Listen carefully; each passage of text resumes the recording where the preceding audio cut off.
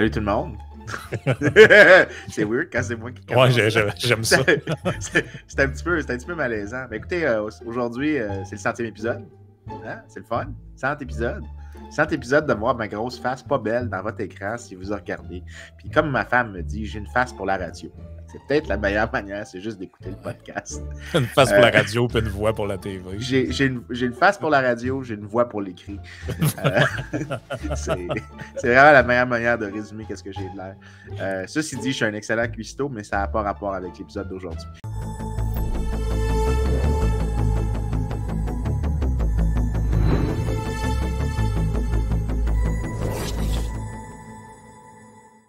Fait qu'aujourd'hui, pour le 100e, on a Pierre Desrochers avec nous, puis Yann ne sera pas là. Yann, il nous choque. Ça, c'est parce que ce matin, il a vu le sondage dans le Journal de Québec qui dit que le PQ est à 32 % dans le Jean-Talon. Puis là, Yann, il est excité. Il est excité, là. Écoute, comment t'appelles ça? Le casseau, il y a le casseau qui s'excite. Ouais, c'est ça. C'est ça. Yann, ça n'en parle pas gros. Il est parti sur sa campagne. Là. C'est comme ça. Écoute, s'il ne veut pas qu'on parle de lui de même, ben, il a juste à être là. Qu'est-ce que tu veux? Ben, c'est ça, pour le 100e, on a décidé de réinviter Pierre parce que ça a été, les 2 épisodes qu'on a fait avec, il y a eu vraiment des bons commentaires, les auditeurs, entre autres sur Patreon, là. Eux autres, on aurait pu faire 4 heures, puis je pense qu'il en aurait pris encore. Puis, en fait, aussi, pour tout dire, pour être totalement franc, c'est que Pierre m'a écrit, il m'a dit hey, je vous ai entendu parler de tout ce qui est logement à Montréal, tout ça. J'aurais quelque chose à dire pour la région de Toronto. Puis, il se dit tellement de niaiseries en ce moment que j'aimerais ça intervenir dans le débat. Fait que, moi, écoute, ça me fait tout le temps plaisir quand des gens ont des trucs à rajouter puis faire des compléments à ce qu'on dit. Fait qu'on va explorer ça un peu. Ben, d'ailleurs, Pierre, de ce que j'ai compris, tu as fait un cours au complet sur cette notion-là à l'Université de Toronto. C'est un cours récent, ça? C'est un cours récent. En fait, c'est un cours qui est trop avancé pour ce que je fais. Tu vois, je voulais garder ça pour la partie Patreon, mais je vais le dire maintenant. C'est parce qu'il y a un cours où je peux justifier passer genre 6 ou 7 heures sur la crise du logement en Ontario. Malheureusement, c'est un cours de 2e année de bac. Mais je me dis, c'est la seule fois dans leur bac où mes étudiants vont vraiment entendre parler de la loi de l'offre et de la demande. Et peut-être que le gouvernement crée plus de problèmes. Pas juste tes étudiants, Pierre. En général, tous les étudiants de l'Université de Toronto. Oui, non, ben c'est ça. Je pense même qu'il y en a dans le département d'économie qui ne la voient pas. Bon, mais non, mais tu vois, justement, je me dis, j'ai eu une chance de les rejoindre parce que mes autres cours ne se prêtent pas vraiment à parler du marché du logement. Je ne peux pas vraiment le justifier. Donc, j'ai développé genre 300 images PowerPoint sur la crise du logement en Ontario. Et puis, j'essaie. Et puis, je me rends compte que je ne réussis pas parce que je crois que je vous l'avais dit la dernière fois, il y a de moins en moins d'étudiants qui s'inscrivent à l'équivalent d'économie 101. Donc, ce que j'ai découvert quand j'ai enseigné ce cours-là pour la première fois l'an passé, c'est qu'il faut que je commence par expliquer la loi de l'offre et de la demande parce que... À l'université. À l'université, parce que le problème que j'ai, écoute... J'ai vu ça au secondaire, là, je m'excuse de te couper, là, mais la première fois que j'ai entendu parler de ça, je suis en secondaire 4. Là. En tout cas, je ne sais pas s'ils étaient sur leur téléphone quand ils ont eu la leçon, là, mais ça n'a pas fait de marque. Et puis le problème que j'ai, c'est que je suis entouré de collègues très intelligents. Je veux dire, je ne peux pas nier ça. On est à l'Université de Toronto. Il faut quand même que, dans les mesures d'intelligence abstraite, en tout cas, il faut que tu sois très élevé, mais... On dirait qu'il y a des gens qui sont juste pas, leur cerveau n'est juste pas arrangé pour comprendre la loi de l'offre et de la demande. Fait que typiquement, quand ils parlent de la crise du logement, ce qu'ils vont mettre de l'avant, c'est des travaux auxquels ils ont collaboré, puis qui disent que, bon, on a 50 mesures pour régler la crise du logement. Bon, ça prend plus d'inspecteurs, ça prend plus de logements sociaux, il faut contrôler, il faut forcer ci, il faut interdire ça. Et puis, bon, moi, je me suis dit, écoute, si c'est la seule chose que mes étudiants entendent, c'est peut-être pas idéal ce que je fais, mais il faut au moins essayer de passer le message. Donc, tout ça pour dire que je peux me vanter un peu. Je peux dire que les 2 premiers épisodes qu'on a faits, ce sont des épisodes sur lesquels je peux modestement me considérer une sommité mondiale, parce qu'il n'y a pas beaucoup de gens qui travaillent sur ces sujets-là. La crise du logement, par contre, ce que je vais dire aujourd'hui, c'est moi original, puis je présume qu'avec Vincent, vous avez couvert les problèmes de base. Mais c'est quand même, je crois que je peux ajouter des choses. J'ai quand même Je ne veux pas entrer dans les détails de ma vie privée, mais j'ai comme quitté le Québec vraiment vers le milieu des années 90, où je passais plus la moitié de l'année à Toulouse, à Baltimore. Pour les gens qui écoutent la série Yellowstone, j'ai vécu à Bozeman, Montana, avant que ça soit connu, là, avant que ça soit populaire. Je suis revenu 2 ans à l'Institut économique de Montréal de 2001 à 2003, puis je suis à Toronto, la grande région de Toronto depuis ce temps-là.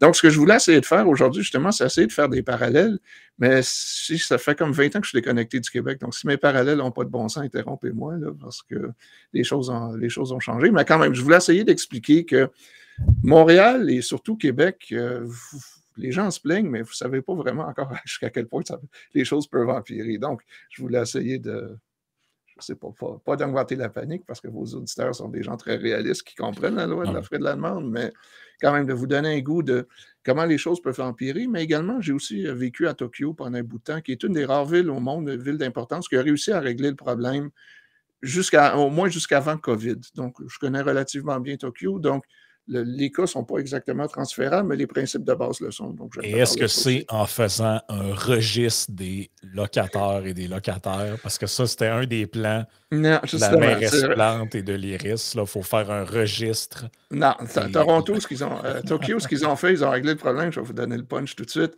Tu n'as pas le droit de te plaindre si ton voisin veut détruire sa maison puis construire un immeuble de 6 étages. Ils ont complètement enlevé le droit d'opposition au niveau local, les ont transférés au niveau national, puis à Tokyo, jusqu'à tout récemment, au moins, tu peux faire ce que tu veux avec ta propriété. On respecte les droits de propriété et au miracle, les gens construisent et le problème se résout de lui-même.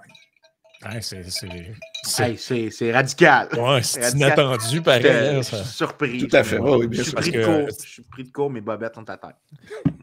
Heureusement que la caméra pointe par en haut.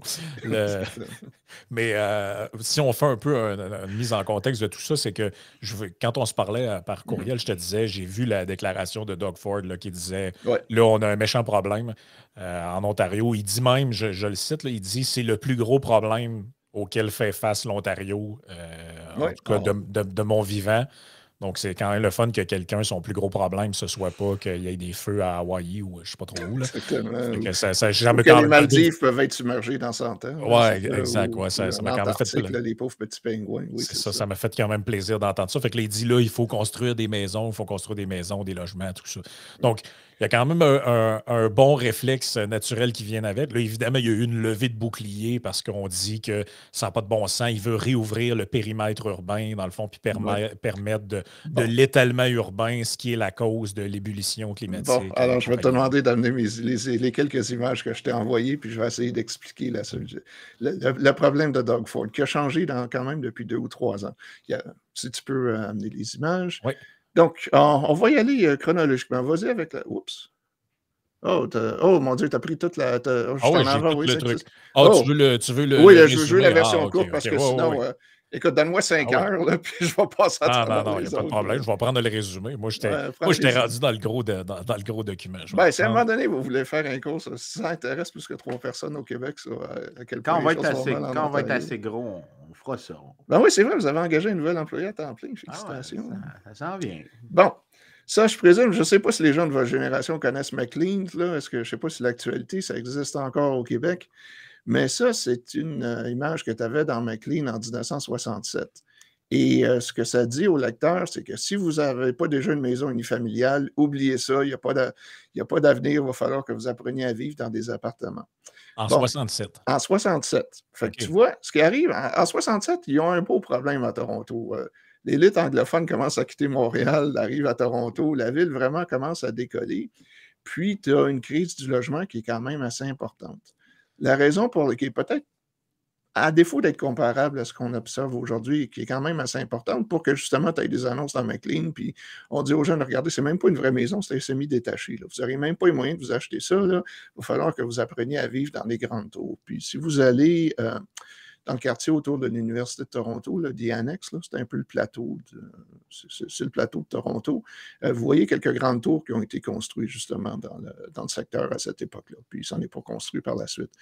Mais qu'est-ce qui est arrivé en 67? Ben, les gens qui avaient de l'argent, puis je ne parle pas juste des banques, là, je parle de Teachers, là, le fonds de pension des fonctionnaires de l'Ontario, les compagnies d'assurance, ont investi dans l'immobilier. Et puis, on a commencé à construire partout, dans la ville, en dehors de la ville. Et puis, Le problème s'est résolu. C'est sûr que Toronto a toujours été plus cher que Montréal, mais quand même, les revenus étaient plus élevés. Donc, tu n'as pas l'impression qu'il y avait une véritable crise du logement, ou en tout cas une situation de contrôle des années 70 puis 80, comme tu as aujourd'hui. Pourquoi? Parce que tu avais les oiseaux de malheur qui disaient, bon, oubliez ça, mais les gens qui avaient de l'argent ont investi dans l'immobilier. Puis à l'époque, tu n'avais pas vraiment d'entrave au développement. Tu n'avais pas encore de ceinture verte.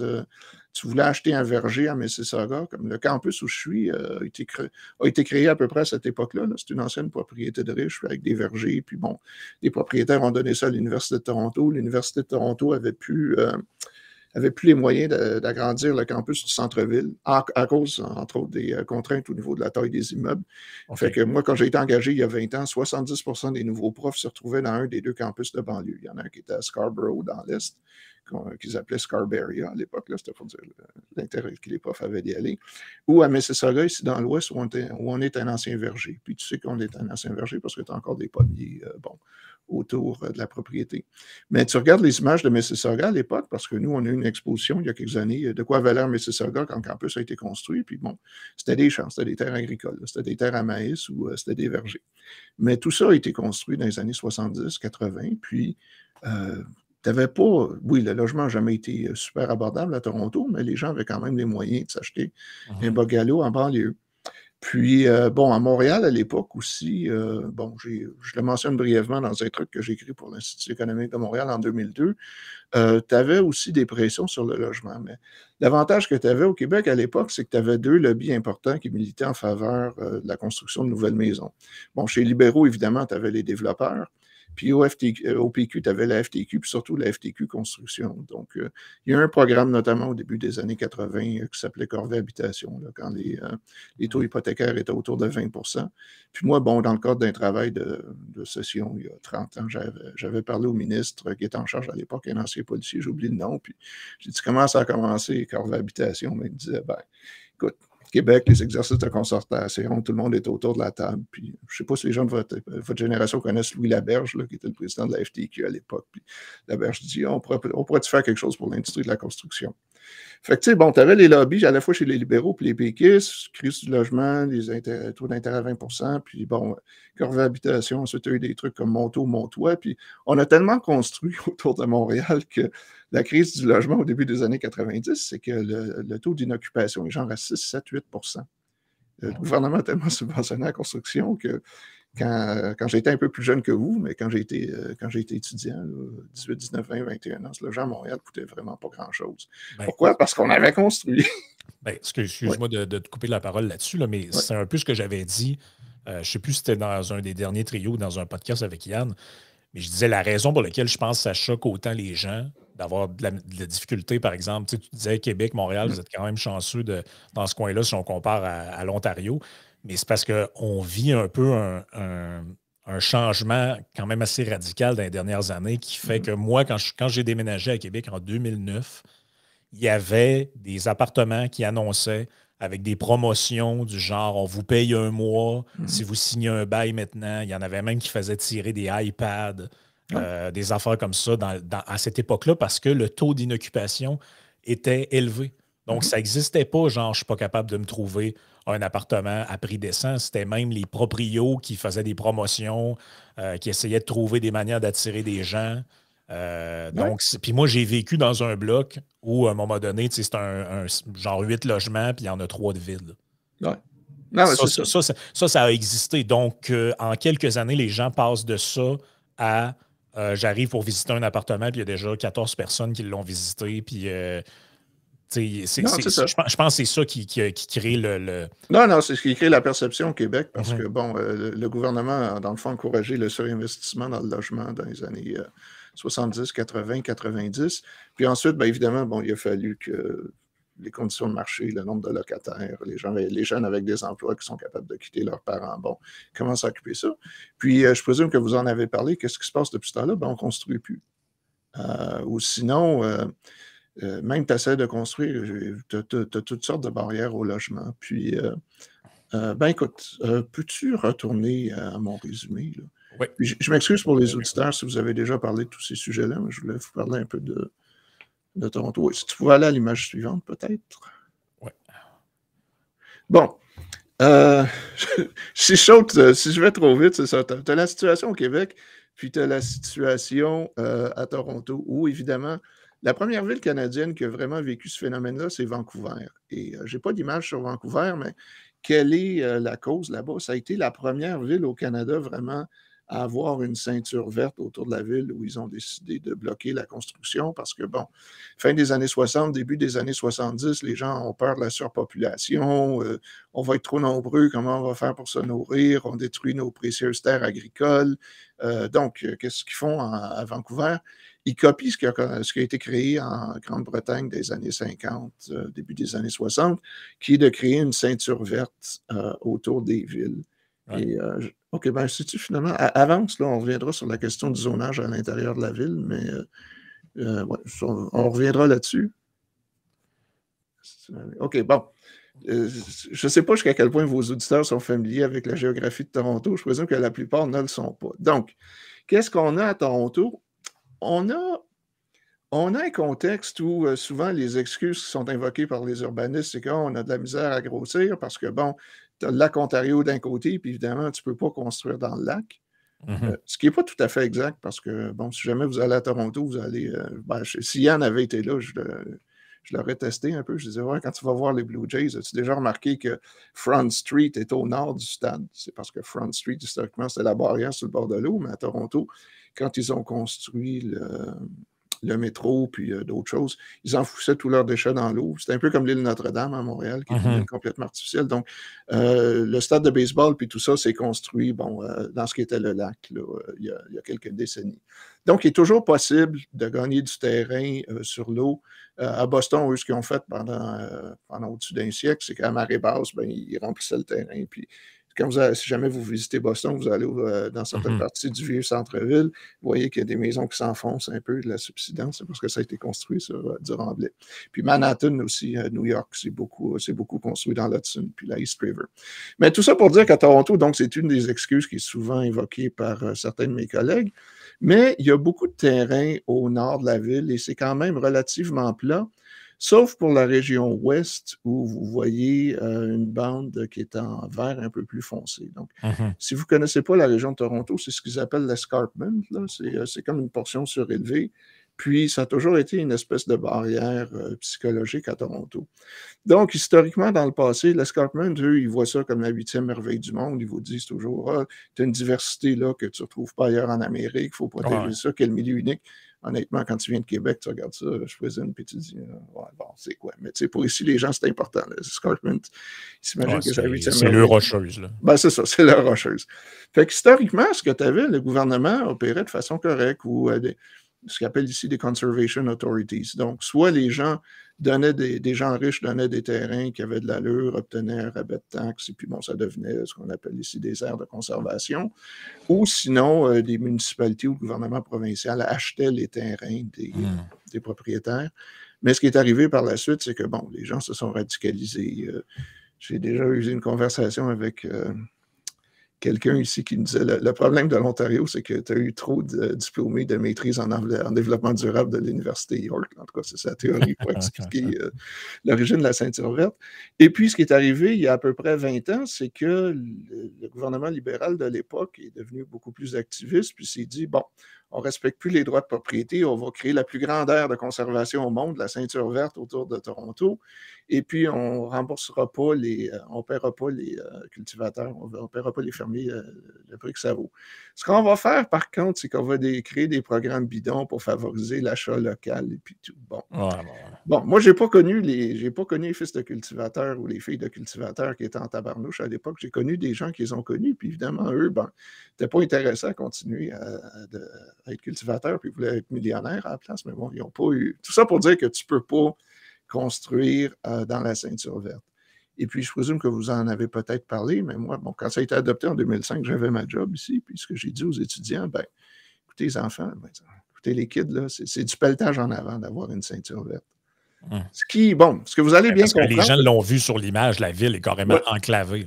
Oui, la ville ne peut pas dépasser la ceinture verte. Donc, évidemment, moi, ce que j'essaie de leur expliquer, c'est que c'est du pelletage en avant. Mais ce que les gens, surtout de Lévis, ne comprendront pas, c'est qu'à Toronto, on n'a pas beaucoup de neige parce qu'en raison du lac et de l'escarpement, toute notre neige se retrouve à Buffalo. Donc, c'est peut-être pas la meilleure image là, pour les étudiants ici. Mais c'est ça, c'est qu'on a empêché le développement sur des terrains qui auraient pu être développés. Puis, Toronto, le territoire, ça ressemble beaucoup autour de la ville, à part de l'escarpement, c'est vraiment Saint-Hyacinthe, la rive sud de Montréal, si vous connaissez ça. Là. Ce qu'on fait pousser surtout autour de Toronto, c'est du blé d'Inde à vache, c'est de l'avoine, parce qu'on a quand même beaucoup de chevaux. Là. Dans l'ouest de la ville, on a encore la piste de Mohawk, là, qui est un peu comme à Blue Bonnet dans le temps. Tu sais, des courses de chevaux, mais courses à harnais, là, pas sur le cheval. Du soya, puis c'est quoi en français, soft wheat, du blé tendre, là, le blé qui sert à faire les pâtisseries. C'est les 4 grosses cultures autour de la ville. Puis tu n'as pas vraiment besoin de faire pousser ça à Toronto. Donc, moi, j'ai des collègues qui disent pourquoi est-ce qu'on fait pousser du blé d'Inde à vache? On devrait faire de l'achat local, durabilité, puis tout. Là, c'est tout le débat de l'achat local qu'on a déjà fait. Mais qu'est-ce qui est arrivé, évidemment, avec la ceinture verte à Toronto? C'est que, les gens regardent la carte, il y avait encore du blanc sur la carte, puis ils disent, on a encore de l'espace pour développer. Sauf que ça fait 20 ans que l'espace est blanc, là, les petits espaces blancs qui restent à l'intérieur de la ceinture verte. Oui, c'est ça.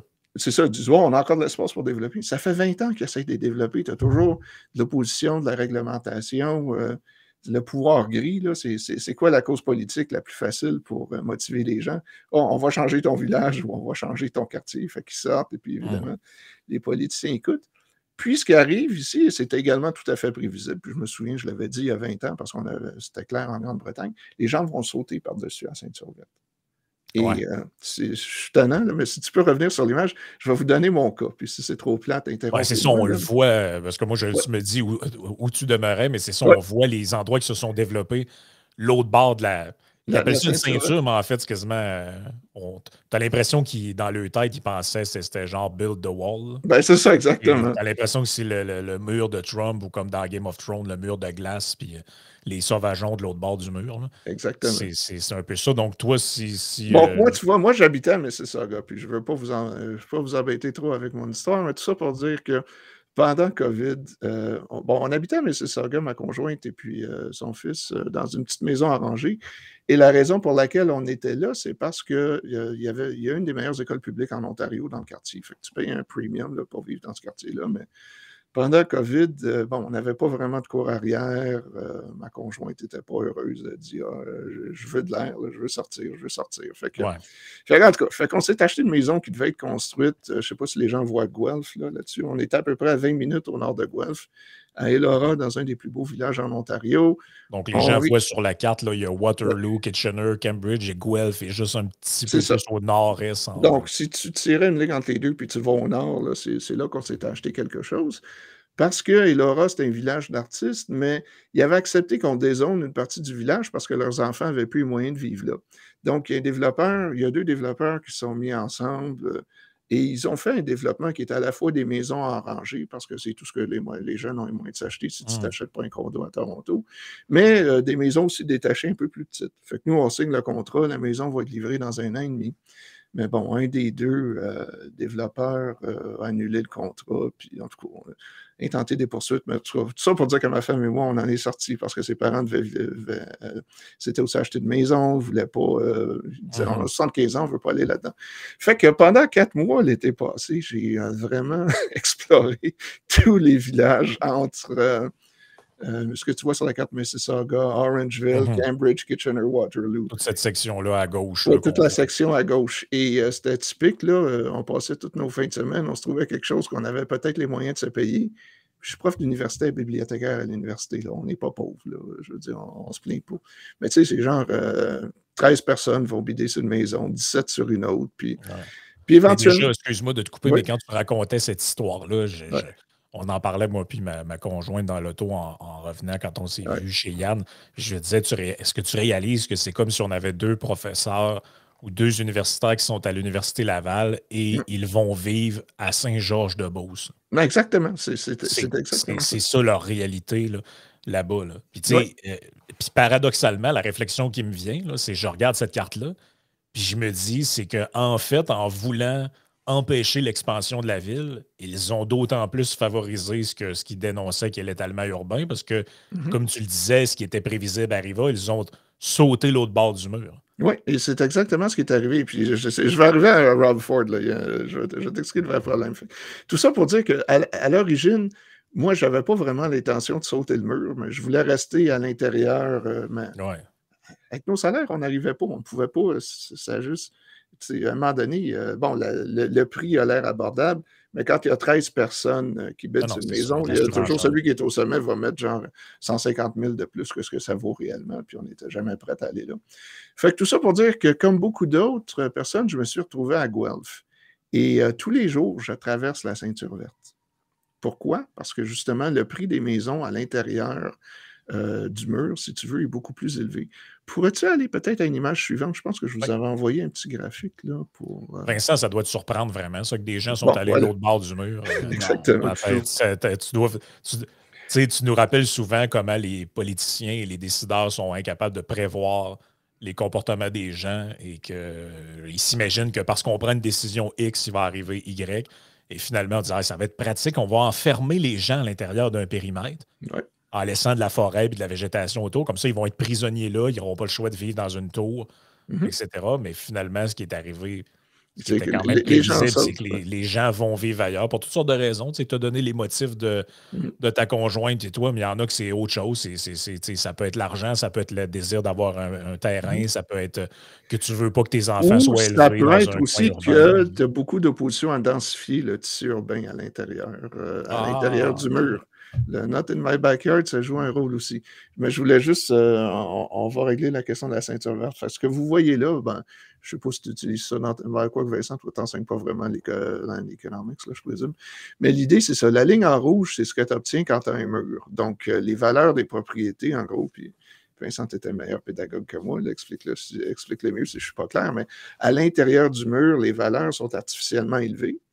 Puis évidemment, à l'extérieur du mur, elles sont plus faibles que si tu avais juste le libre marché qui est la courbe verte.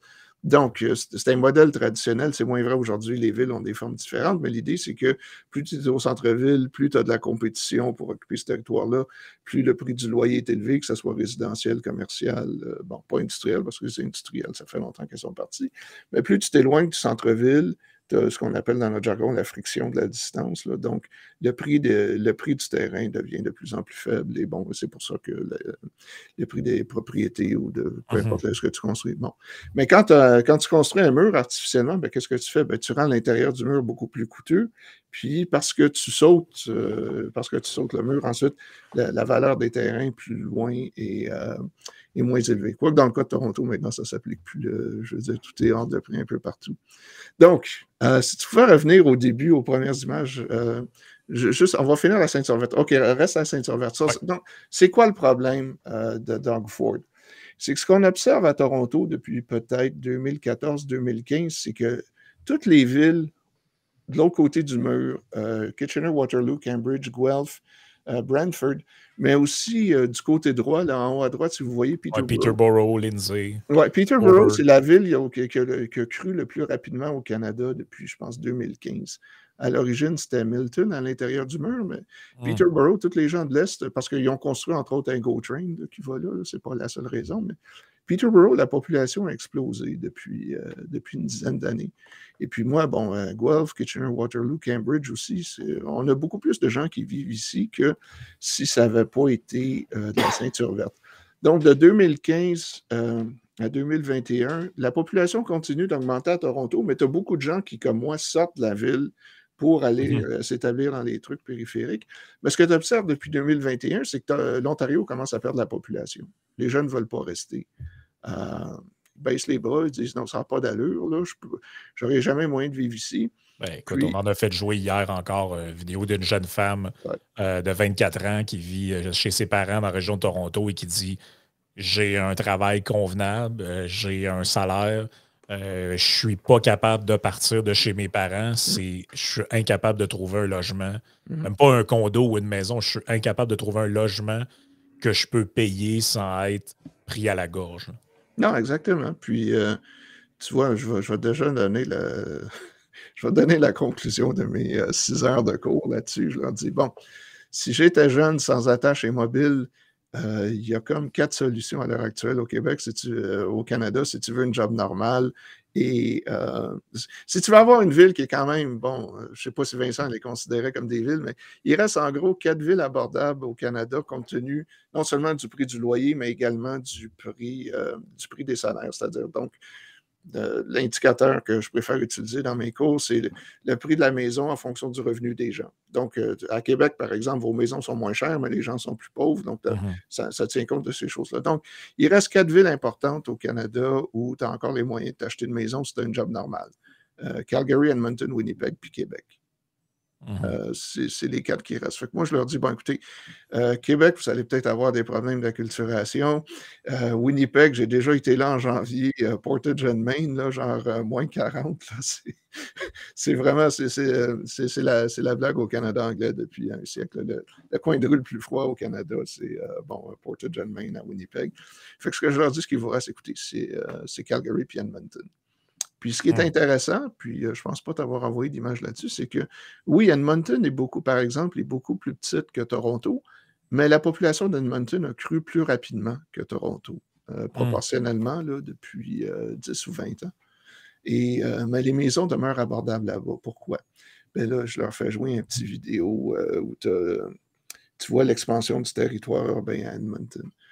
Edmonton, puis des villes comme Dallas ou Houston, comme disait Fariso, comment dirais-je, ou comment dire, c'est que c'est plat, le territoire n'est pas intéressant, puis tu n'as pas vraiment d'environnementaliste qui s'oppose au développement parce que, bon, tu sais, Edmonton, ce que tu gagnes en banlieue, tu en as genre pour des centaines de kilomètres, là, à l'est, au sud, au nord, ou peut-être pas au nord, mais en tout cas, certainement au sud, puis à l'est. C'est un peu comme le Texas.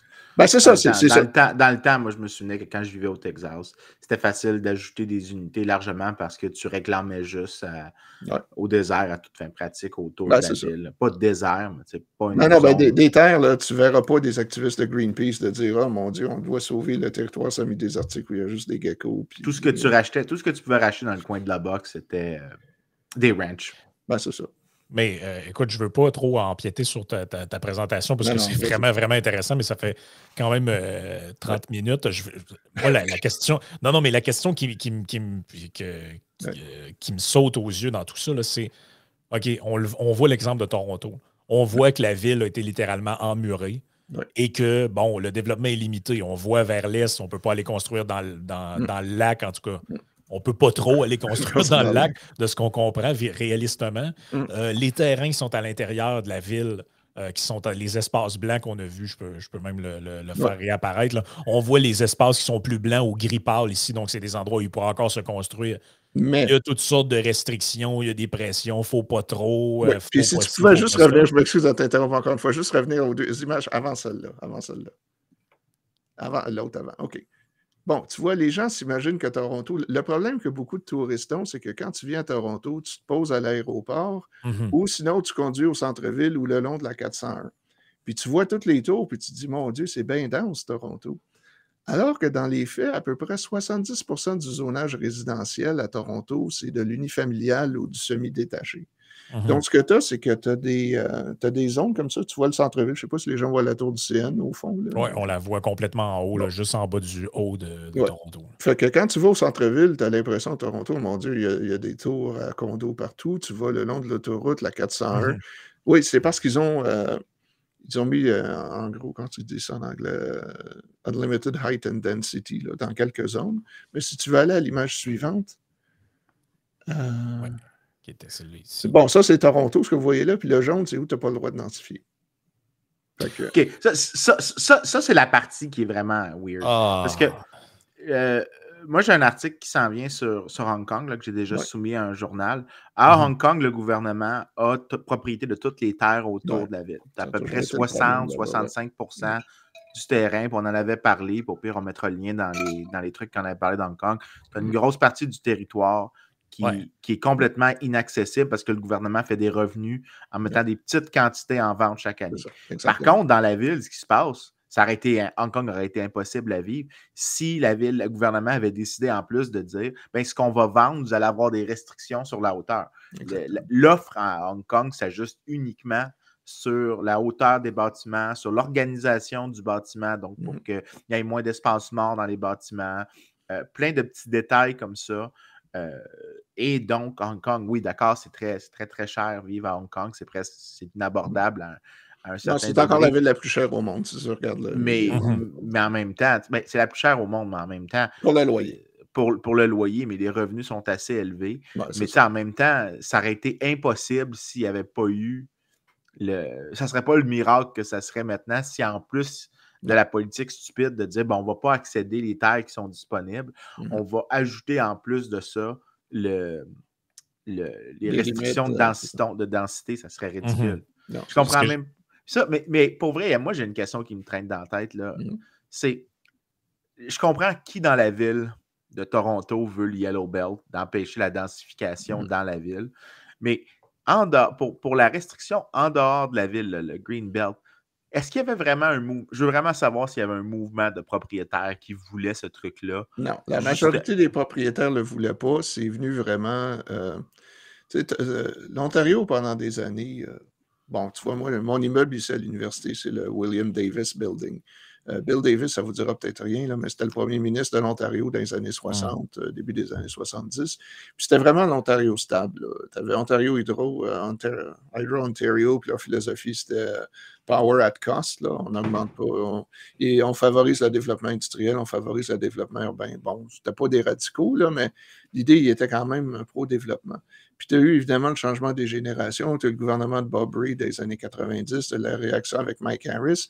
Mais ce qui est arrivé en Ontario, je pense que c'est la même chose que ce que vous voyez avec le Parti libéral du Québec. Je ne sais pas comment c'est arrivé, mais le Parti libéral ici est devenu de plus en plus vert, de plus en plus développement durable et puis tout ça. Fait qu'eux sont arrivés, genre, il y avait deux plans. L'Ontario va devenir un leader mondial dans l'énergie renouvelable. Et bon, on va pousser des éoliennes un peu partout. Puis, mais vu qu'on va être des leaders dans le domaine, on va faire de l'argent dans des éoliennes. Ils se rendent compte qu'ils ne peuvent pas compétitionner avec les Chinois, puis ils ont complètement déstabilisé notre système d'électricité. Puis, en tout cas, ils ont tué beaucoup d'emplois dans le secteur manufacturier avec ça. Mais ils sont arrivés en même temps, il faut préserver nos terres agricoles, parce que c'est la même mentalité qu'au Québec. Oui, l'Ontario, c'est gros, mais c'est le bouclier canadien, puis nos terres sont limitées, puis blablabla. Donc, ils ont vraiment forcé la ceinture verte autour de Toronto. Mais si tu regardes qui vote pour eux, c'est la même chose dans l'État de New York que de l'autre côté du lac. Le nord de l'État de New York est complètement contrôlé par Manhattan. La politique en Ontario, c'est complètement dominé par Toronto puis Ottawa. Puis tu as le genre de monde qui vit à Toronto puis Ottawa. C'est pas... bon, l'annexe, qui est peut-être le quartier que je connais le mieux parce que c'est autour de l'université, mais qui vit là? Des employés de RADCAM, des employés du gouvernement provincial, des profs de l'Université de Toronto. Olivia Chow, je vois même plus, je devrais pas le dire, mais j'ai pas été au vrai centre-ville de Toronto depuis le début de la COVID. Le plus loin que je vais, c'est l'Université de Toronto. Puis pour les gens de Québec, ce serait comme j'habite à l'ouest, là, je vais à l'Université Laval, mais je ne vais pas plus loin. Fait que, autour de l'annexe, qu'est-ce que j'ai vu la dernière fois que j'y étais il y a quelques semaines? Des posters d'Olivia Chow partout. C'est vraiment leur candidate. Et puis c'est des gens qui ont déjà leur maison, qui s'opposent à ça. Puis, c'est vraiment ce genre de milieu-là, des gens, des Stephen Guilbeault de l'Ontario, si tu veux, qui en ont mené large. D'ailleurs, un des grands cerveaux derrière la ceinture verte ici, c'était Gerald Butts. Donc, avant qu'il se recycle au gouvernement fédéral, il était conseiller ici au gouvernement provincial. Et en as-tu fait du dommage, ce gars-là? Non, lui... c'est ça, là, on dirait que c'est incroyable, ces gens-là, il faut qu'ils détruisent à peu près tout ce qui tombe sur leur passage. Mais ces gars-là, là, c'est l'illustration parfaite de failing upwards. Non, exactement. Ouais. Ah, c'est incroyable. Mais écoutez, juste pour résumer, là, puis la question que je voulais venir, c'est, bon, on a le lac, on a la Yellow Belt, puis on a la Green Belt. Ouais. Donc, toutes des... bon, dans un cas, il y a quelque chose de naturel, mais pour le reste, c'est des barrières à la construction. On se tire dans le pied, c'est exactement ça. Carrément. Et là, je pense que, je veux dire, les gens l'ont vu, vous avez vu les images, vous avez entendu ça. Comment, maintenant, on explique le fait que, d'un côté... je ne sais pas si on pourrait parler du spectre politique, là, mais d'un côté du spectre politique, il y a des gens qui nous disent c'est de la faute des spéculateurs chinois qui ont acheté des condos, c'est de la faute d'Airbnb, puis de l'autre bord, c'est de la faute des immigrants, puis de Trudeau qui fait venir des immigrants. S'il n'y avait pas d'immigrants, les maisons ne seraient pas chères, puis tout ça. Là, je ne sais pas si vous vous rendez compte, là, mais moi, en tout cas, ce que je vois, c'est que la pénurie, entre guillemets, là, pour prendre des mots que tout le monde comprend, là, la pénurie de logements ou de maisons, elle est artificiellement créée là, par ces barrières-là qui ont été implantées. Puis on le voit Je veux dire, au Québec, on l'a vu aussi, tout ça. L'IADM avait un bon papier là-dessus. Depuis l'élection de la mairesse Plante, ils ont empêché, je pense, la construction de pas loin de 27 000. 25 000 unités de logement pour toutes sortes de motifs. La tour est trop haute, c'est dans un milieu humide, il ne faut pas créer de gentrification à telle place. Puis avec toujours le même argument, ça va venir à un point que je sais que tu voulais faire, c'est ça ne sert à rien parce que les nouvelles constructions, condos locatifs, tout ça, et ces choses-là, c'est juste pour les riches. Ce qu'il faut, c'est des logements sociaux pour que les pauvres puissent rester dedans. Mais là, même ceux qui font la promotion de logement social, là, c'est parce que vous allez les construire où, mettons, dans la région de Toronto, si c'est impossible à construire à l'intérieur du mur, on ne peut pas trop construire. Il y a ce qu'on appelle la Yellow Belt, puis il y a le mur, la Green Belt. Donc, la seule solution que les gens ont, c'est que c'est ça le paradoxe, c'est que par leur propre politique, ils poussent à l'étalement urbain de facto. C'est ça qu'on disait, sauter l'autre bord du mur. Ouais. Québec, par exemple, la région de Québec, c'est la même chose. Plus ils limitent la construction, puis plus ils essayent de densifier le centre-ville, plus les gens vont vivre dans Bellechasse, en Beauce, dans ces coins-là, parce que les gens, ils font des choix pour eux. Ils ne font pas des choix pour Puis à un moment donné, ce qui arrive, c'est que les entreprises suivent aussi. Je ne connais pas assez la dynamique à Québec, mais je présume qu'il y a beaucoup d'entreprises qui sont relocalisées. Bon, quoi qu'en fait, c'est une économie un peu artificielle, ce n'est pas pour vous vexer, là, mais il y a peut-être plusieurs entreprises qui se relocalisent, la ville de Québec, justement vers la banlieue, parce que c'est là que sont leurs employés. Puis à un moment donné, si tes employés vivent dans le nord de la Beauce, puis que tu peux te relocaliser à Lévis, c'est peut-être plus facile d'engager du monde quand tu as un marché de l'emploi qui est serré comme on le vit à l'heure actuelle. Mais tu vois, juste pour en revenir sur la politique, qui est en faveur de la ceinture verte à l'heure actuelle?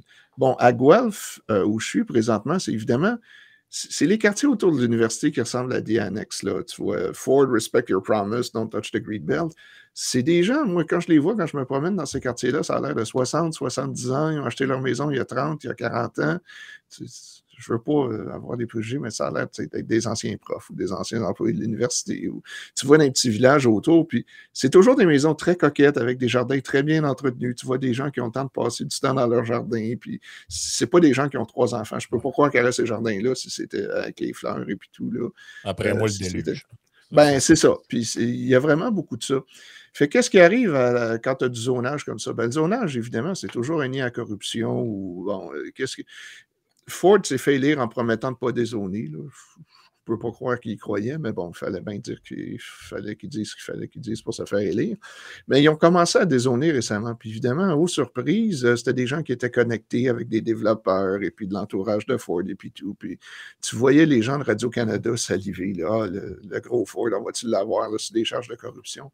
Mais oui, mais quand tu as un zonage arbitraire comme ça, c'est sûr que tu crées les conditions idéales pour un dézonage qui va être corrompu. Je veux dire, j'ai pas besoin de vous dire ça, j'ai pas besoin de dire ça aux auditeurs. Je vais être plate au point où ils en sont, honnêtement. J'ai quasiment le goût de te dire que c'est un moindre mal à tolérer. Exactement, c'est ça. Parce que là, il le disait lui-même, je reprends ses propres mots, ils estiment en Ontario, je ne sais pas si ce qu'il disait était vrai, là, mais que d'ici 2030, il y aurait 5 millions de plus d'habitants. Ouais.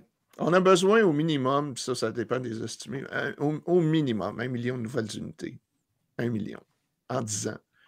Puis tu ne peux rien construire à Toronto parce qu'évidemment, je pense que je n'ai même pas ces images-là dans ma présentation plus détaillée. Qu'est-ce qui s'oppose au dézonage dans un quartier? Tu vois une assemblée, là, genre dans une église, là, puis si tu trouves quelqu'un en bas de 65 ans dans l'église, fais-le-moi savoir. C'est des gens vraiment...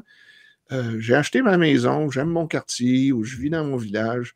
Achalez-moi pas, il y a du terrain ailleurs, là, regardez sa carte, là, il y a des zones blanches, allez vous construire là. Alors qu'en pratique, pour toutes sortes de raisons, développer ces terrains-là, c'est l'enfer. Fait que Ford réalise, tu pourrais dire à la limite, tant que le mouvement de population était de Toronto vers Peterborough, vers Guelph, vers Kitchener, à la limite, là, c'est peut-être politiquement gérable. L'Ontario commence à perdre du monde, puis les jeunes ne restent pas. Puis si tu as moindrement un sens de ce qui risque de se passer dans l'avenir, écoute, moi je peux le dire, pendant la COVID ici, on a quand même à l'université beaucoup... beaucoup. On a un certain nombre d'Américains qui sont venus s'établir. C'est pas juste les profs, là, mais des gens dans le service informatique ou tout ça, parce que le Canada, c'est une société plus juste, plus équitable. Je peux te dire que pendant la COVID, ils ont pensé retourner au Connecticut ou à l'État de New York ou peu importe d'où ils venaient. Puis, il y avait des offres d'emploi dans ces universités-là parce que les jeunes ne veulent pas rester au Connecticut, dans l'État de New York, ils veulent tout aller au Tennessee, au Texas, en Floride. Donc, tu voyais l'effet de cascade un peu. Mais c'est ce qui arrive avec Ford. Il faut construire. À un moment donné, tu crois à l'offre et de la demande ou tu crois que l'argent pousse dans les arbres. Je pense que je me suis échappé, j'ai dit ça une fois, là, ça m'est revenu par la suite. Là, mais, donc, ce qu'il faut, c'est construire. Et puis, l'autre cas que je connais un peu, mais je devrais te laisser me poser des questions, c'est qu'il y a une ville d'importance dans le monde qui a vraiment réussi à régler le problème pendant 20 ans. Là. C'est peut-être moins clair maintenant, mais c'est le cas de Tokyo que je connais un peu aussi. Mais avant de sauter à Tokyo, tu as peut-être d'autres questions là, pour clarifier. Non, mais écoute, je ne veux pas trop t'arrêter dans ton élan parce que c'est extrêmement intéressant. Non, mais c'est que moi, ça me fascine de voir à quel point oui, il je y a des m'excuse. gens qui connaissent ce sujet-là et qui peuvent nous en parler. Mais à chaque fois qu'on en entend parler dans les médias, c'est des gens qui arrivent avec des espèces d'explications monocausales, genre ben, c'est à cause qu'il y a trop de gens qui louent leur Airbnb. Puis là, tu te dis, mais ouais, mais je veux dire, le Airbnb, tu vois, j'ai un étudiant, j'étais sur son comité de thèse, c'est pas mon étudiant à moi, mais lui qui a étudié justement la situation des Airbnb à Toronto. Ils sont où les Airbnb? C'est dans un très petit périmètre là, au centre-ville. C'est drôle, mais il n'y a personne qui veut un Airbnb à Mississauga. Là. Je ne comprends pas pourquoi. C'est comme vivre à Lévis, dans le fond. Non, mais ce que je voulais dire, c'est que les gens, aujourd'hui, ont souvent tendance à blâmer les immigrants, mais dans ma portion plus détaillée, je montre l'évolution de la population dans le Grand Montréal au cours du dernier siècle et demi. Tu ne l'as pas là, dans ma petite présentation, mais en gros, là, je cite ça de mémoire. Le Grand Montréal, qui à l'époque, en 1901, mettons, c'est vraiment juste l'île. Tu n'as à peu près rien à Longueuil ou à Saint-Lambert. Là. Je comprends que des gens plus intelligents vont s'y relocaliser plus tard, là, mais le Grand Montréal, en 1901, c'est quelque chose comme 325 000 habitants. Le Grand Montréal, en 1951, c'est genre 1 100 000. Donc, tu multiplies par à peu près 4 en 50 ans. Puis ensuite, le Grand Montréal, aujourd'hui, c'est 4 millions peut-être. Fait que, tu sais, de multiplier ta population par 4 sur un demi-siècle, c'est pas quelque chose d'anormal historiquement dans les villes en croissance. Et pourtant, le logement à Montréal demeure abordable. Pourquoi? Bien, parce qu'on a construit. Tu sais, je veux dire, l'île, à l'origine, Montréal, c'est au sud de la rue Sherbrooke, là, parce que, bon, le plateau Sherbrooke fait que Montréal se développe à l'origine le long du fleuve. Puis ensuite, tu as des meilleurs moyens de transport, la rue Saint-Laurent, puis ensuite, toutes les banlieues, tout ce que vous connaissez. Oui, mais tu as aussi la réplique là, qui vient, en plus des barrières. Là. Oublions le Airbnb parce que ça fait zéro sens, cette critique-là. Là, on en a déjà parlé. En toute fin pratique, le Airbnb, ce qu'il fait, c'est qu'il augmente l'offre disponible indirectement. Donc, c'est un peu de la bullshit.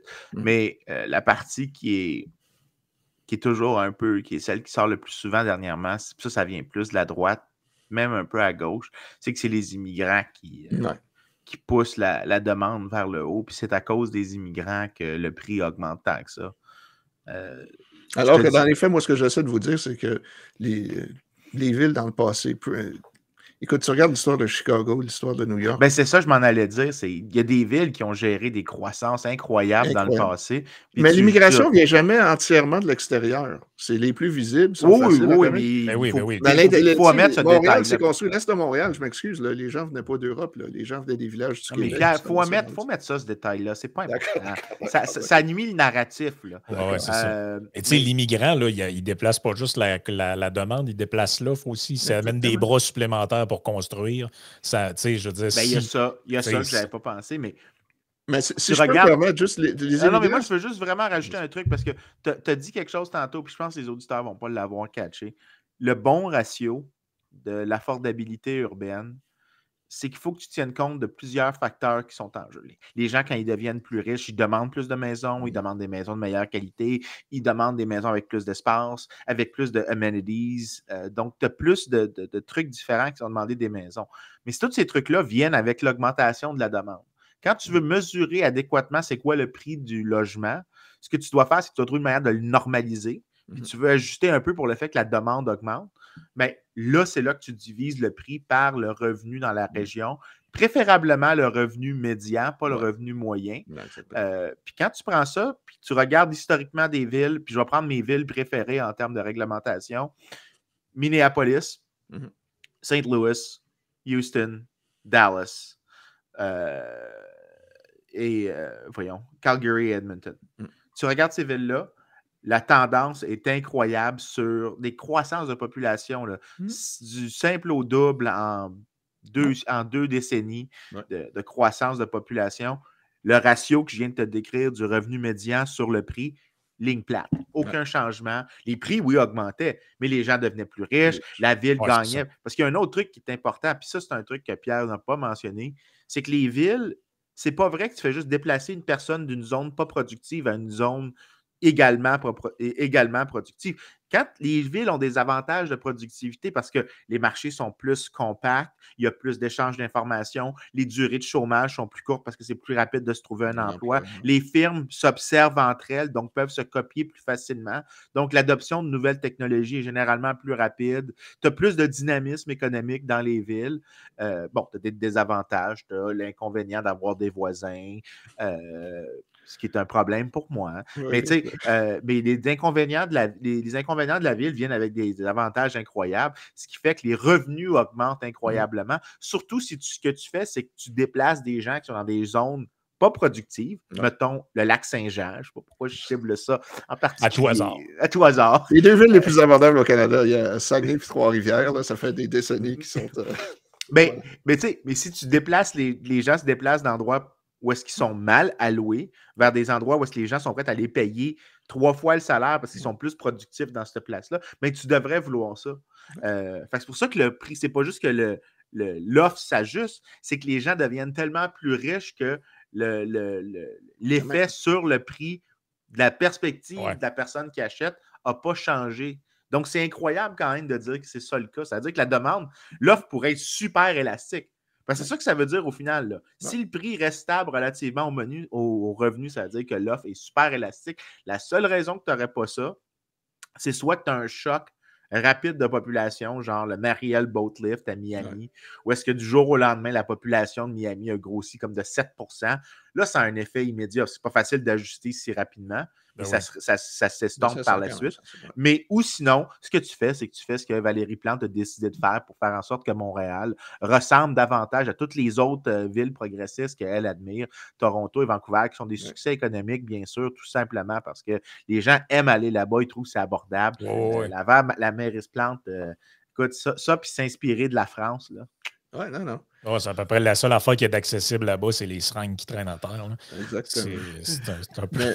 mais tu vois, moi, quand j'ai habité, entre le moment où j'ai vendu ma maison à Mississauga, puis j'attendais de mon truc à Elora, j'ai habité à Milton. Milton, ça serait, je sais pas, Blainville, là, pour vous donner une image. Là. Tous mes voisins savaient à quel point les maisons étaient pas chères dans la ville de Québec. Puis mes voisins, c'était un chauffeur d'autobus retraité de l'Université de Toronto, c'était un policier, c'était un gars qui fait un chiffre de nuit dans une usine.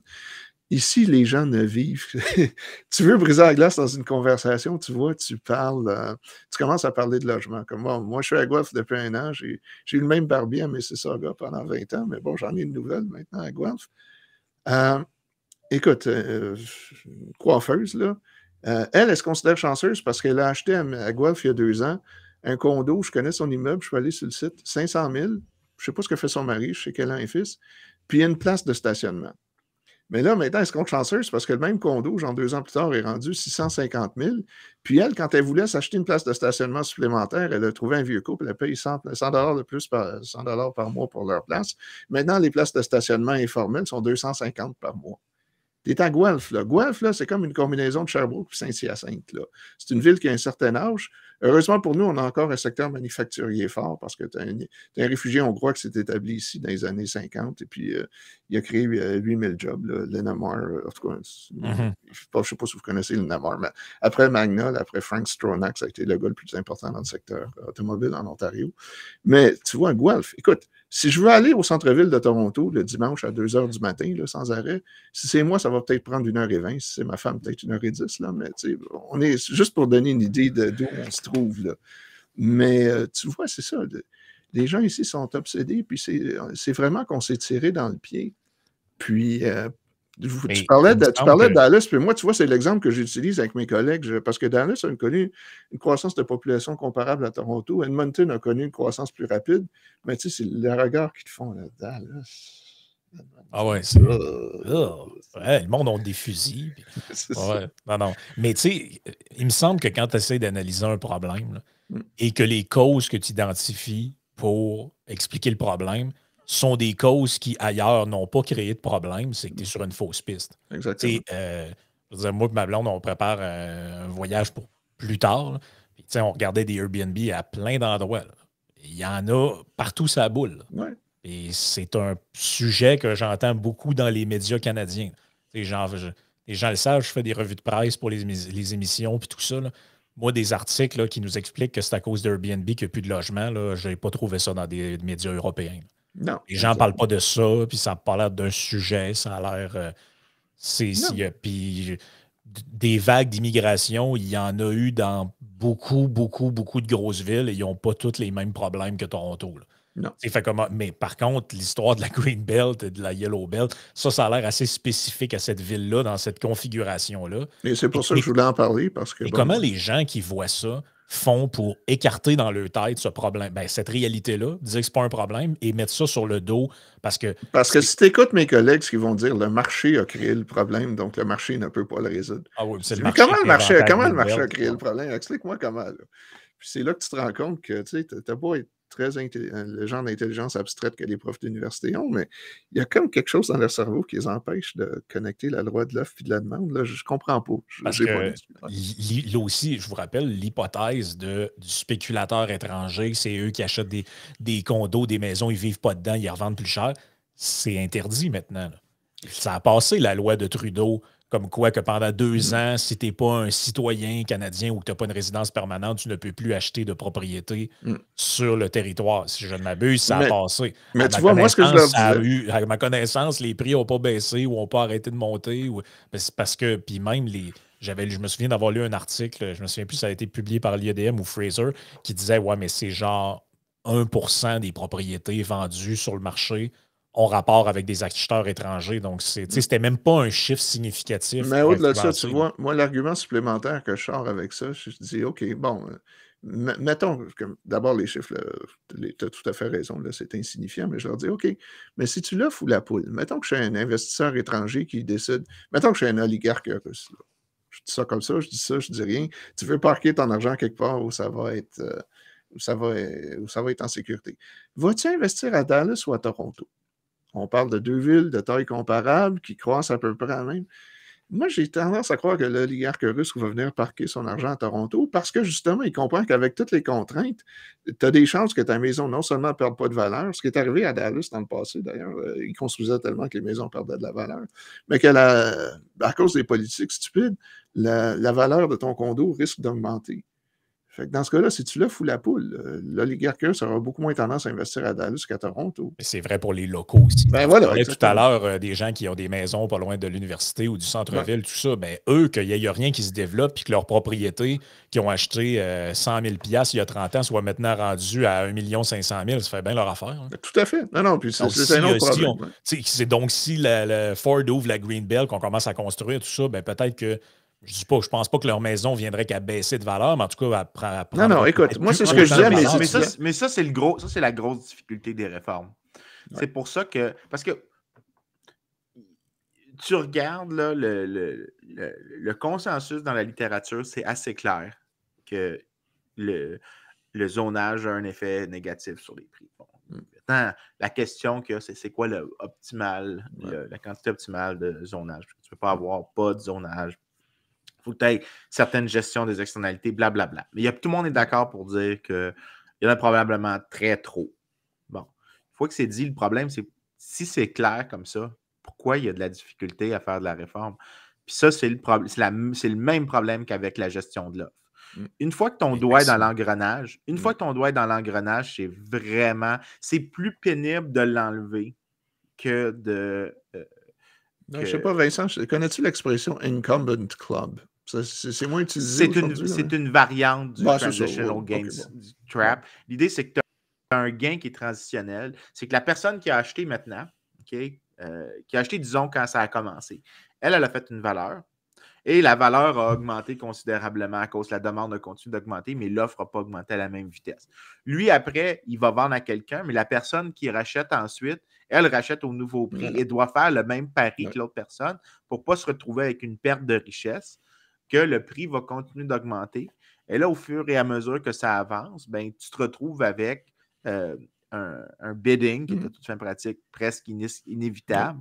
Ou est-ce que comment tu fais pour enlever ton droit? Je te garantis que si demain matin tu enlevais toutes les restrictions à Toronto, tu aurais probablement l'effet d'une récession. Parce que ce que tu aurais, c'est, même si au net, c'est bénéfique dans le long terme, l'ajustement serait très coûteux parce que la balance nette des ménages serait changée dramatiquement. Les gens, présentement, tu leur dis c'est quoi ta valeur nette de ton ménage. Bon, tu as tes dettes, tu as tes REER, ton RSPP, ton CELI, blablabla, mais tu as aussi ta maison, une maison de 2 millions. Si demain matin, tu déréglementes, puis le prix de la maison tombe à 700 000, j'exagère, ben, ta valeur nette vient prendre un hit de 1,3 million. Toutes tes dettes ont augmenté disproportionnellement à tes actifs. Les banques vont reconsidérer beaucoup d'investissements. Et là, tu as ce qu'on appelle un balance sheet recession qui pourrait se produire. Non, mais d'ailleurs, c'est ce que je dis à mes étudiants quand je leur présente mes solutions. Je leur dis, écoutez les kids, ce que je dis là, c'est pas dans mon intérêt, moi, de mettre ces solutions-là de l'avant. C'est juste que j'essaie ici d'être un peu altruiste puis de penser au futur du sud de l'Ontario. Parce que c'est... Oui, mais ce qui est plus probable, ce qui se passe, Pierre, c'est que les gens vont quitter graduellement Toronto. Puis au lieu d'être un choc immédiat, les gens vont aller ailleurs, puis graduellement, le prix va rebaisser, la ville va... Oui, sauf qu'on va être une société beaucoup plus grisonnante, beaucoup moins dynamique, puis je veux dire... Exactement, puis ça va être plus pauvre, puis on va avoir placé des gens au mauvais endroit. Donc, dans le sens, les gens ne vont pas être allés... Il y a une raison pourquoi les gens maintenant préfèrent vivre et travailler à partir de villes un petit peu plus distantes, parce qu'il y a moins d'avantages, même si ce n'est pas ce qu'ils voudraient. C'est qu'ils sont en train de s'enfuir des grandes villes parce qu'ils ne sont pas accessibles. Mais au final, ce qui va se passer, c'est que dans 20, 30 ans, tu vas avoir des choses comme, bon, c'est pas à cause de ça que le Japon a ça, mais tu as les maisons à 1 $ au Japon, tout simplement parce qu'il n'y a personne qui veut aller dans ces villes-là. Il n'y a personne qui veut vivre là maintenant parce que la ville s'est dégradée, les institutions de la ville se sont dégradées. Il n'y a plus d'école, les hôpitaux. Tu restes un docteur il y a 80 ans, puis il fait ça à temps partiel, puis... D'ailleurs, on a-tu encore 5 minutes pour parler de Tokyo? Oui, vas-y rapidement, puis après ça, on va faire une petite partie bonus pour les... OK, si tu pouvais retourner aux images. Oui, je retourne aux images. Donc, c'est la Yellow Belt à Toronto. Donc, c'est plus loin dans le... C'est plus loin, c'est ça. Donc, bon, Tokyo. On arrive à Tokyo. OK, Tokyo. Bon, pour des raisons personnelles. Quand Pierre il dit qu'il veut 5 minutes, ça veut dire quoi? Ouais, vous m'arrêterez, là. Je veux juste... On est parti jusqu'à 11h30. Okay, bon. Non, mais regarde, on continue encore un petit 5-6 minutes. Puis après ça, tu mettras sur Patreon. Ouais, après ça, on va sur le Patreon. Bon, OK. Je connais un peu Tokyo pour des raisons personnelles. Je ne veux pas entrer dans les détails tellement, mais disons que j'ai vécu là à 4 reprises entre 2000 et 2015, mais dans la banlieue profonde. Tu ne vois pas beaucoup de gaijin, tu ne vois pas beaucoup d'Européens. Et puis bon. OK, Tokyo, qu'est-ce que ça a d'intéressant par rapport au Japon? Bon, si vous n'êtes jamais allé au Japon, le Japon, c'est pas exactement la même topographie, mais c'est comme les Laurentides où tu n'aurais pas de terrain plat. Là, je veux dire, les espaces pour construire au Japon sont quand même relativement limités. Tu regardes la taille des îles, tu te dis, bon, pourquoi est-ce que les gens se plaignent? C'est quand même assez grand. Là, tu vas au Japon, tu comprends. Tu ne peux pas construire. C'est des petites collines très à pic partout. Sauf à quelques endroits, puis une de ces régions-là, c'est Tokyo. Pourquoi? Parce que Tokyo, il y a bien longtemps, tu as eu une éruption volcanique. Beaucoup de cendres est sorti. Je ne sais pas si c'est du mont Fuji que vous voyez en arrière ou si c'est autre chose, mais ça a aplani la région de Tokyo. Donc, Tokyo est la seule région au Japon où vraiment tu as un grand espace de terrain plat parce que ça a été couvert de cendres volcaniques. Et bon, pour des raisons historiques, Tokyo s'est développé rapidement. Mais il y a des caractéristiques uniques au marché japonais. Donc, ce que je vais vouloir faire sortir, c'est des trucs généraux. D'abord, il ne neige pas vraiment. Ou s'il neige 2 cm, les gens vont mettre des chaînes sur leurs pneus d'auto. Mais tu as des tremblements de terre, tu as des typhons. Puis, Tokyo a été possiblement détruite pendant la Deuxième Guerre mondiale. Les gens pensent aux bombes atomiques, là, Hiroshima, Nagasaki, sauf qu'à Toronto, les Américains ça a été des bombes incendiaires. Puis Tokyo, c'était une ville qui était faite beaucoup en bois puis en papier. À l'époque, ça a brûlé. Donc, tu vas à Tokyo, c'est pas très joli, mais c'est quand même le point d'attraction des Japonais. Mais c'est une ville qui est intéressante. Et moi-même, à une certaine époque, j'ai considéré y vivre dans la mesure où je n'ai pas à prendre le transport en commun à l'heure de pointe.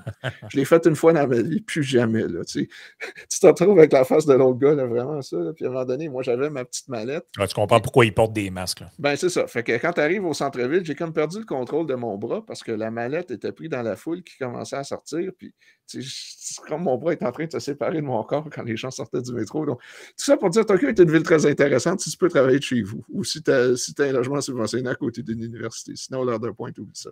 Mais en gros, c'est ça. Tokyo, c'est la plus grande ville au monde. Pendant un bout de temps, les Mexicains trafiquaient leurs statistiques, disaient que c'était Mexico. Ça n'a jamais été vrai, ça a toujours été Tokyo. Donc, Tokyo, en gros, ça a l'air de ça. Peux-tu aller à l'image suivante, s'il te plaît?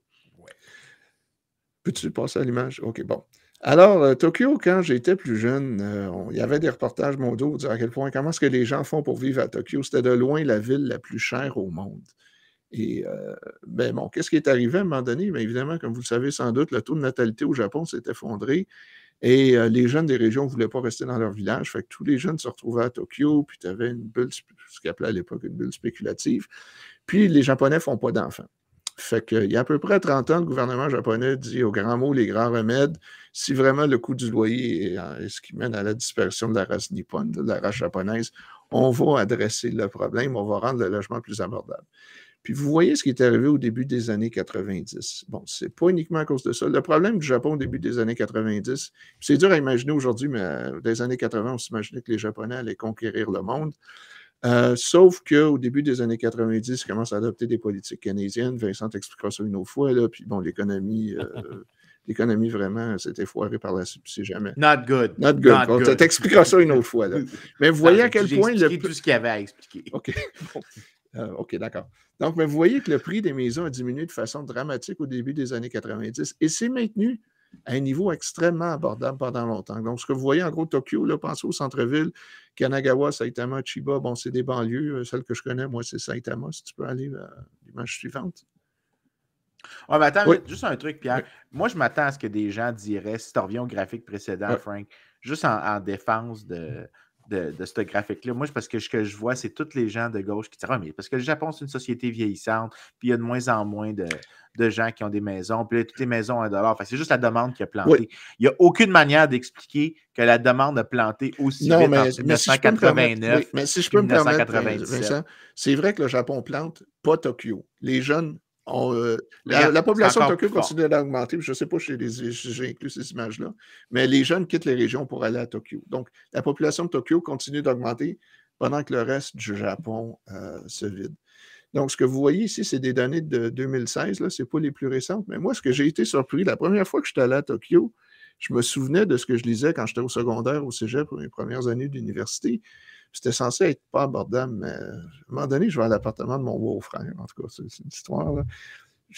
Puis c'est un appartement à côté d'un métro, banlieue, mais vraiment beau. J'ai dit, combien tu payes par mois pour ça? À peu près 800$. 800$, c'est à peu près ce que je payerais à Montréal.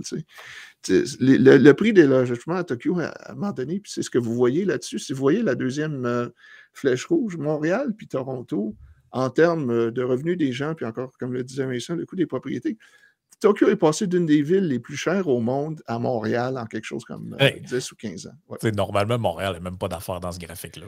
Je suis d'accord, mais c'est juste pour prouver les choses. Puis, Osaka. Il faut juste remercier la mairesse Plante et le maire Coder qui ont été très, très bons pour tout bloquer. Exactement. Ouais, mais elle danse bien. Puis si tu vas plus bas, tu vois Osaka. Là. Osaka, c'est le Chicago du Japon. C'est plus au sud, là, mais c'est comparable à Houston. Puis encore là, ces deux villes-là étaient parmi les deux villes les plus chères au monde au début des années 90. Là, on est en 2016. OK, peux-tu aller à l'image suivante, s'il te plaît? Alors, tu vois, les gens ont commencé à s'intéresser à Tokyo. Comment est-ce que Tokyo a fait pour régler le problème? Je vous ai déjà donné le punchline au début. Tu ne peux pas t'opposer à ce que veut faire ton voisin. S'il décide de convertir son entrée de cour en un appartement supplémentaire, tu ne peux pas dire un mot. S'il veut ajouter un étage supplémentaire à sa maison, tu ne peux pas dire un mot. S'il veut démolir sa petite maison, construire un bloc de 6 étages, tu ne peux rien faire. Le gouvernement japonais a complètement tué le pouvoir des politiciens locaux et des groupes d'opposition. Puis, bon, Tokyo n'est pas une ville, encore une fois, comme je te disais, c'est pas une ville qui est belle parce que, bon, encore une fois, bon, les gens au Japon n'aiment pas vraiment les maisons antiques parce que ça veut dire que ta maison était là quand tu as eu des tremblements de terre, des typhons, puis tout ça. Et puis, bon, c'est gris, tu as des blocs et puis tout ça. Mais c'est une ville intéressante parce que tu as de la ville partout, tu veux créer un commerce chez vous, tu n'as à peu près pas d'entrave. Évidemment, c'est un modèle qui ne marchera pas à Lévis à cause de la neige, là, mais juste au niveau des principes de libre marché, tu enlèves les barrières au développement, tu construis, puis ta ville devient, en quelques années, la ville la plus chère au monde à quelque chose qui est comparable à Montréal. Et puis bon, depuis COVID, et puis bon, depuis les 10 dernières années, c'est moins vrai, mais parce que je crois qu'il y a d'autres facteurs aussi qui expliquent ça, mais tu vois les gens qui nous disent bah, tu ne peux pas construire, ça ne réglera pas le problème. Non, Tokyo te prouve le contraire. Puis encore une fois, la population augmentait à Tokyo. C'est pas que la population diminuait. La population diminuait dans les autres régions du Japon, mais des jeunes se retrouvaient à Tokyo, puis augmenter la population. Je ne sais pas, je t'ai envoyé autre chose par la suite ou c'est. Non, c'est la fin du. C'est la fin. Voilà, c'est ce que j'avais à dire sur Tokyo. Ah, écoute, c'est assez incroyable. Moi, de savoir que Tokyo est en bas de Montréal, on dirait que ça me scie les jambes. Là. Non, mais ce qui est encore impressionnant, c'est que dans le graphique, puis je pense qu'on peut aller dans le Patreon après, dans le graphique de Pierre, Tokyo avait l'air d'être encore considéré comme une ville avec beaucoup de restrictions. Ça veut dire que juste enlever une petite politique, pas de faire une déréglementation débile. Mais... Juste de dire, tu n'as plus le droit de t'opposer à ce que ton voisin fait. Je ne sais pas si à Montréal, c'est le cas. Je sais qu'en Grande-Bretagne, l'opposition locale, c'est un gros problème. Si tu enlevais ce droit d'opposition locale-là, plusieurs villes qui sont absolument inaccessibles, maintenant disparaîtraient. Donc, le coût baisserait en grande partie. C'est probablement de toutes les réformes possibles, celle qui est peut-être la plus efficace pour commencer à s'attaquer au problème, mais ce n'est pas celle qui réglerait autant que de dire « Non, regarde, construisez autant que vous voulez. » Juste au moins permettre à quelqu'un, mettons, au moins d'avoir une maison, d'ajouter un étage de plus que je peux passer en location ou quelque chose comme ça. Ça serait probablement le cheap step à faire. Mais même là, la résistance est incroyable, là, je veux dire. Puis pour la réglementation à Tokyo, c'est un peu... Ils ont genre 9 niveaux de zonage, mais c'est juste le 9e vraiment qui constraint les autres. Il y a toujours des moyens de jouer avec ça, ce qu'on dit. En tout cas, voilà. Écoute, on va passer à la partie Patreon. Pierre, tu me dis que tu voulais parler d'un personnage dont on n'a pas parlé, qui est malheureusement décédé il y a quelques mois de ça, qui est Frédéric Bastien. Ouais. J'ai connu dans mes années de bac. J'aimerais lui rendre un petit hommage quand même. Bon, donc on va parler de lui dans quelques instants. Feu Frédéric Bastien. Donc joignez-vous à nous sur le Patreon, donc patreon.com/iSénéchal.